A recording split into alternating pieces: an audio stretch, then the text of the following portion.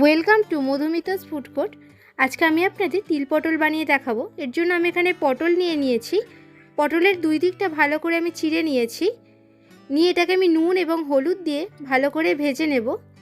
অবশ্যই রান্নাটা সর্ষের তেলে করার চেষ্টা করবেন, তাহলে স্বাদটা খুব সুন্দর আসে।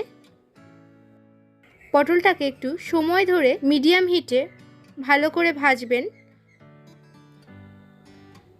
অবশ্যই এই তিল পটল বাড়িতে একবার হলেও ট্রাই করবেন। আশা করি সবার খুব ভালো লাগবে, কারণ এটা খেতে দুর্দান্ত লাগে। ভাত, রুটি, লুচি, পরোটা সবের সঙ্গেই এটা খুব ভালো লাগে। এই সময় গায়ের রঙটা পটলটার অনেকটাই চেঞ্জ হয়ে এসেছে। পটলটা আমার ভাজা হয়ে গেছে।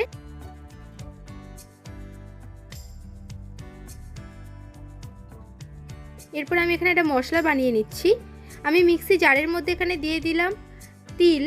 আমি এখানে 5 টেবিল স্পুন মতো তিল নিয়েছি 3টে কাঁচা লঙ্কা এবং দিলাম পরিমাণ মতো লবণ। দিয়ে এটা জল দিয়ে আমি এখন একটা মিহি পেস্ট বানিয়ে নিলাম। এই পটলের মধ্যেই আমি এই মশলাটা এখন দিয়ে দিচ্ছি।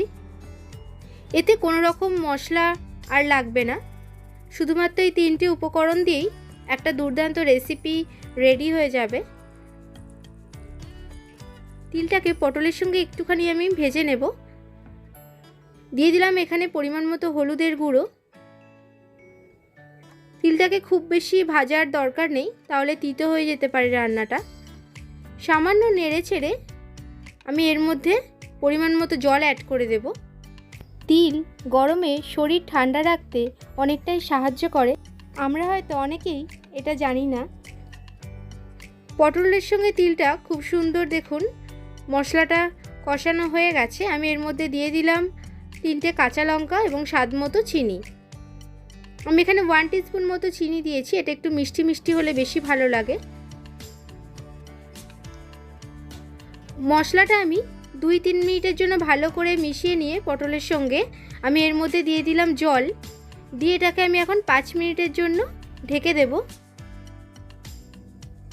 অবশ্যই এই রান্নাটা বাড়িতে একবার হলেও ট্রাই করবেন। কেমন লাগলো সেটা আমাকে কমেন্ট করে জানাতে ভুলবেন না। আর ভালো লাগলে আমার চ্যানেলটিকে লাইক, শেয়ার, সাবস্ক্রাইব করে আমার পাশে থাকবেন।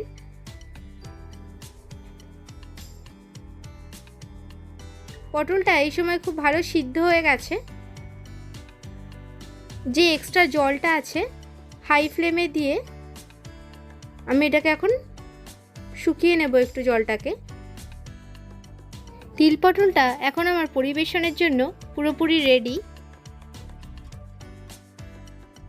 আবার আসছি নেক্সট ভিডিওতে নতুন কিছু রেসিপি নিয়ে। ভালো থাকবেন, সুস্থ থাকবেন। ধন্যবাদ।